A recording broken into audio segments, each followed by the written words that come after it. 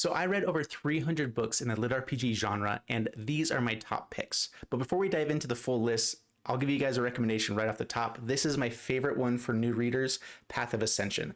Give this one a shot. I'll talk more about it later on, and I'll get to my favorite book series at the end of the video.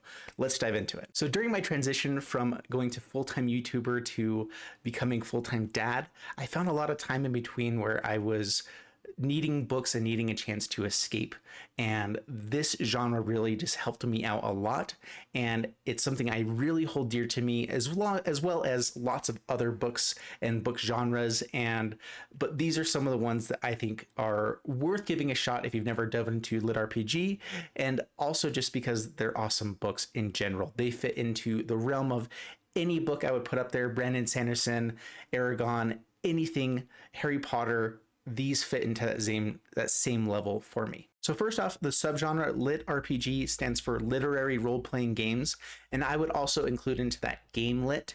Basically, when people come up with their fantasy worlds, a lot of times it's like, okay, what if a different god created this world and they created it with magic? And that's where you get things like Lord of the Rings, you get a lot of other book series. When it comes to LitRPG, I feel like I would say it's people that are saying, what if what created everything was a simulation, and that simulation had rules that were very game-like? What if a person was put into a game and they had to live in that game world? It's just a different type of fantasy, and it tends to have much more rules for their magic systems, which is one of my favorite things about this genre. And the first book I'm going to recommend is the one that was recommended to me first, which is Occultist. Now, first off, this book only has 2 books in the series, and we've been waiting for the third one for a long time. I'm not even sure if it's coming, but because it was the first one that introduced me to the genre, I figured I might as well give the recommendation as well, because I've enjoyed my experience through it, and it started here, so it's a good one. It's a really funny read. There's a lot of different kind of takes on this, where it's all about the person that is good and in the limelight, and the person that appears really evil and bad but is actually the good person. And you'll see that kind of trope quite a bit in the LitRPG genre, as well as I think just it's more of a very modern trope in general, but it's really fun and it's enjoyable. And my favorite thing about this series is that I think the ending of the first book is still my favorite ending of any book ever. I think I laughed out loud for about 10 minutes after reading it, and I still giggle about it all the time when I come to it. This one is more game lit. It is where a person actually finds themselves into a game world using VR technology, where they can basically like project themselves into the actual game as though they were living that life in reality. Definitely a good one. Check it out. Next one, if you guys like Aragon, you guys are going to love all the skills. First off, it's a fun name for the title, and this is one that me and my wife just read recently. We spend a lot of time doing puzzles and listening to books while we do it, and this is one that my wife really loves, and if my wife loves it, then it's something that a lot of people will probably enjoy. And so that's usually my gauge of like, okay, is this something that a lot of people like, or is it just something that people that only like the LitRPG, like kind of like more smaller niche, will like it? This one I think is a very broad, very good one. And that's what the majority of the ones on this list are the ones that it's just going to be enjoyable for everyone. I'll get into the more specific LitRPG specific ones later on. This video is just about, here's some good recommendations. These ones are good books no matter what, and a lot of people like them. We love them. I love them, and that's why I'm recommending it to you. All the Skills has a very like dragon-esque world, and it's also built around kind of card building, which if you guys have seen my channel beforehand, I play Magic the Gathering. I like building card decks, and I love diving into the mechanics of a world, which first off, LitRPG is all about mechanics, and that is... I love it. This book is not just about finding the magic that works for each specific person, but actually choosing which magic that you can find, first off, to fit into your heart deck, which will then give you the abilities to be able to perform whatever thing you can. And you can create a little bit more of a specific synergy between all of your magic powers through magic being little cards that you can put into your heart deck and also share them with a dragon. All the Skills is also probably one of the few on this list that I would recommend as a good one for kids to listen to as well. Again, I don't remember if there are cuss words or not, so sorry if I recommend it and there are, but I don't remember at this moment if there are any. I don't think there are. This is a good one for kids in my mind. My next recommend is He Who Fights with Monsters. If you look up LitRPG, you're going to see this book recommended almost on all the lists of like, what are the top 10 lit RPG books? This is just a good one. He Who Fights with Monsters is a super fun read, and I would actually recommend you listen to this one instead of read it. This one and the next one I'm going to recommend, the audiobook versions, I think are the best possible experience for reading the book. Reading it will still be fun, it'll be enjoyable, but listening to it is, I think, the prime experience. He Who Fights with Monsters has an Australian guy go into a new world, and it goes through him coping with the really intense, crazy experience of being just all of a sudden dropped into a new world, kind of isekai'd into another world, and him having to deal with suddenly there being violence and death around him, and him gaining powers and not knowing how to cope with it. But he copes with it in a very fun and different way than you typically see in other characters. The character development in this story is perhaps the best I have ever seen, and it's the most introspective, the most deep diving into the characterization, where you are actually there. You don't have to guesswork with it.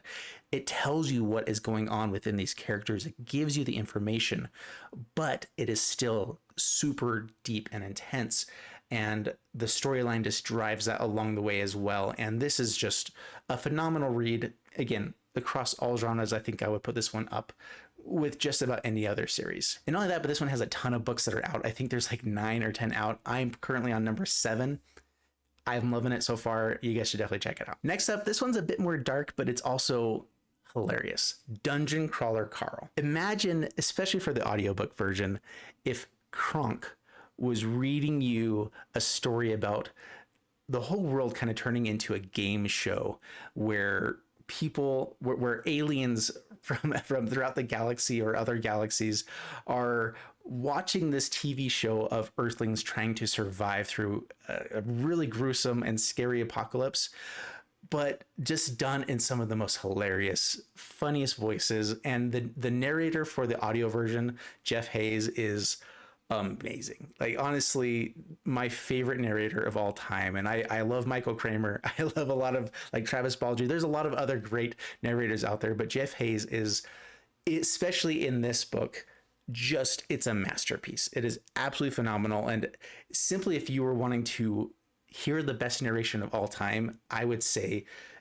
find this book. It is my pick for the best narration done of all time. My biggest caveats to Dungeon Crawler Carl is that it gets really gruesome. It's really bloody. It's really descriptive, oftentimes in really humorous ways. So it's not just dark. It does bring out those dark moments for sure. And it lets you know that the characters are affected by how gruesome their life becomes as they're on this TV show and having to survive through it. I think it ultimately balances out the darkness and like kind of the gruesomeness with the humor. And so I'm someone that doesn't like grimdark that much. I don't enjoy super gruesome type stuff.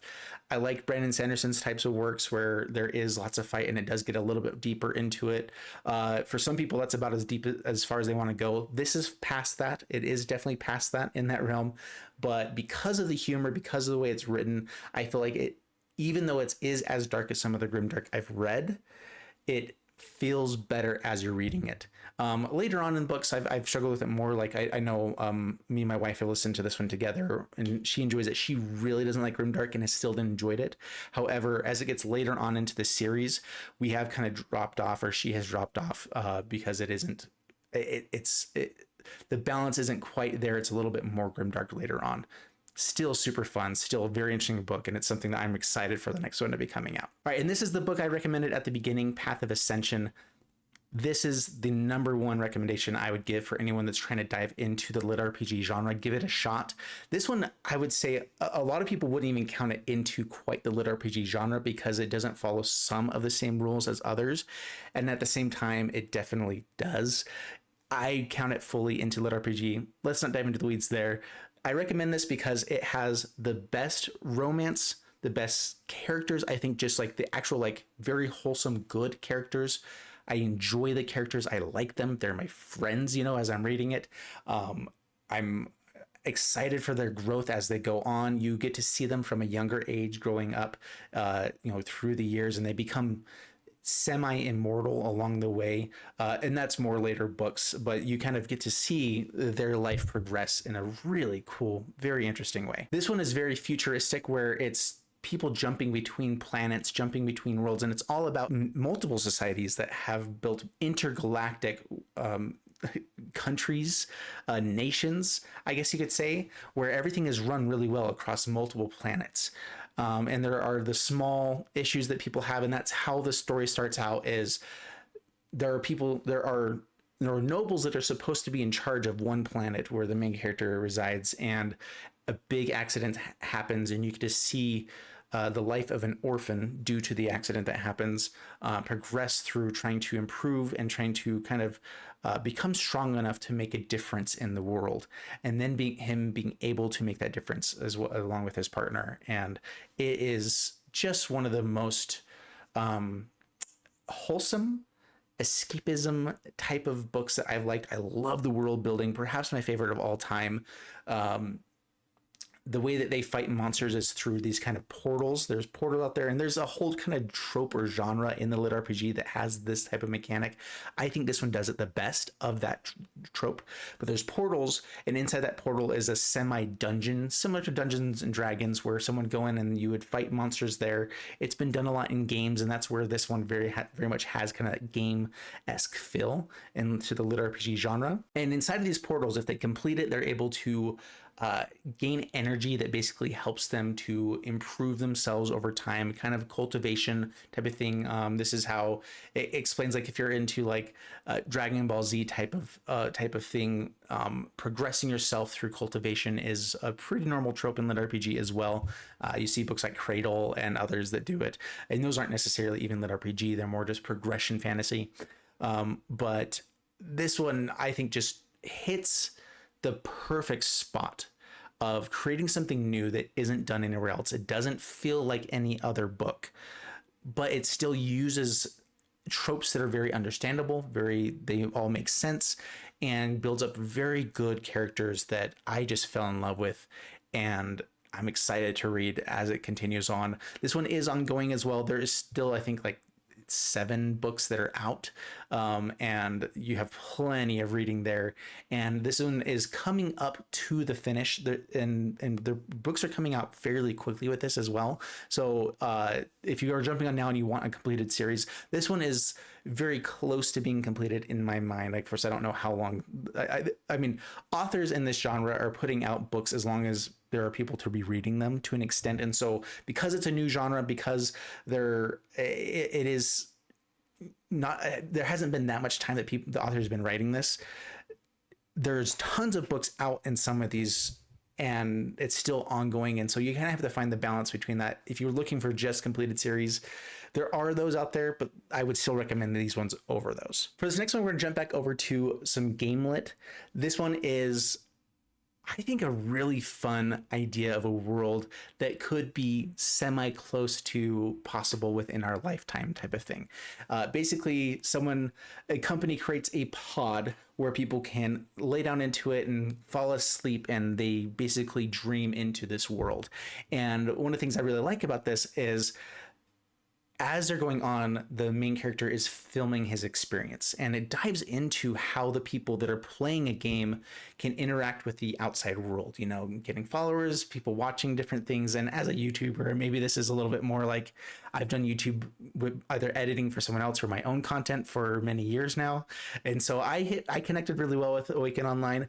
But even those that aren't in the same boat as me have enjoyed this type of book.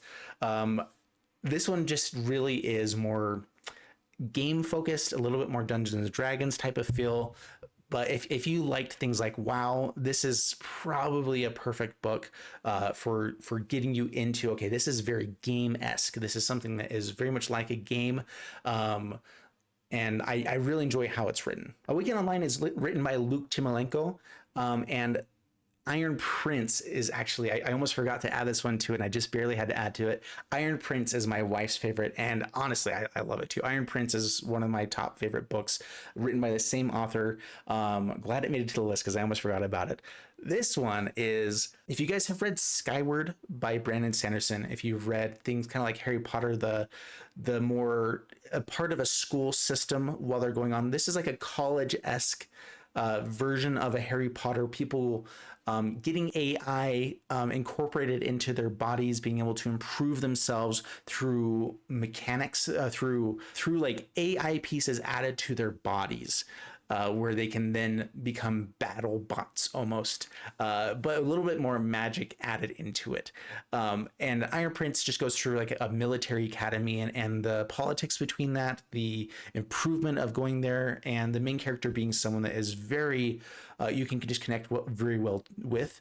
Iron Prince is a fantastic book, and this one I would recommend to anyone. And this last one is my personal favorite, Defiance of the Fall. It is so good. So good. It's gonna be really hard for me to explain exactly why this is my absolute favorite book series, but I think for me it's just that I really connect to the main character, Zach. I don't even feel like I'm that much like him. I just really like how whenever there are problems presented to this character, it isn't like they just he has plot armor or something. It is always going through it, dealing with the most amount of pain possible, and still just kind of continuing on because it's the only possible option, is to just kind of continue on. And that type of feeling is something that really resonated with me for a long time. And this character just kind of emulated that for me, of just like, all right, even though it's hard, even though there are tough things going on around me, I just kind of have to find a way to continue on. And this character is a little bit more of like just kind of strong man, hit hard, but there's so much more depth to the character because he's always presented with new interactions, and he does have to find smart ways to be the strong man and continue on. And this is where I feel like I liken this one to a Goku type of perspective the most. As you guys know, I'm a dragon. From this video, you've probably gathered that I like Dragon Ball Z. And it's mostly because of the characterization of people like Goku, people like Gohan. Within that series, there are just fantastic characters that emulate hope in a very good way. And I feel like Defiance of the Fall, the main character emulates hope in a way that I really, really enjoy, and I hope you guys will see that as well. Everyone I have recommended this to has come back with really good positive feedback. My wife likes it. Again, that's a good mark showing that people tend to enjoy it. My best friend has fallen in love with this one, my brother, and he's an author. And so this one is, I think, just a really good one in general. Those that have gonna try in general like it a lot. I also think that Defiance of the Fall hits the perfect balance between good world building, good game system and mechanics. It feels like something that you already know and understand, where it kind of has like a Zelda type of feel, as well as Dungeons and Dragons. I'm not even that big a fan of Dungeons and Dragons. Like, I've played here and there and I enjoy my time doing it, but I don't typically enjoy Dungeons and Dragons as much as other people do, which is really good. These are all recommendations that I'm giving today are ones where LitRPG is kind of flooded with this Dungeons and Dragons type of books. I'm not a big fan of that. All the ones that I'm recommending today don't have that as much, and so hopefully that'll help for those that don't. At the same time, though, if you are a big fan, these would still fit well into that realm, and I feel like Defiance of the Fall maybe fits a bit more than some of the others, just because of the type of character in the beginning, the first book especially. Then later on, it feels very much like I was explaining Path of Ascension, where you get into this grand society that's throughout the multiverse, and how all of that functions, how it all works within the system, how the character has to grow and protect Earth as Earth is going to be presented to the rest of the multiverse, and how they have to protect armies fighting against it, how you have to position yourself in the right place. And it just becomes a super, super cool world, cool power system as they grow on. And I'm trying to be as vague as possible so you guys can experience this as well. And I'm just trying to get you to read it because it's so good. It's so good. And with that, I'll leave it there. I hope you guys check out LitRPG. It's a fantastic subgenre of fantasy. I absolutely love fantasy books as well. I think LitRPG has kind of become my life in the last 3 to 4 years, mostly because it's new, it's fresh, there's lots of stuff in it. It does have the cool mechanics that really just kind of work with my brain of a more hard magic system where I feel like plot armor isn't quite as thick. It's more like defined. And there still is plot armor because you know the main character is usually surviving through anything. But this just at least feels more realistic a lot of times in the books I've presented here, especially, but also just in the genre in general. And I hope you guys stay tuned for more LitRPG stuff. That's one of the main books I've been reading recently. So, of course, I'm going to do a lot more book reviews for that. Make sure you hit the like button and subscribe so you guys see the videos when they come out so you can get some good recommendations. And I'm still going to be doing my magic content for those that are interested. And I'm also going to be doing a lot of other book reviews. I'm trying to kind of build up a bit more of just different content on my channel in general as I'm coming back after a couple years of not really doing videos. So anyway, hope you guys enjoyed the video. Thank you so much, and bye-bye.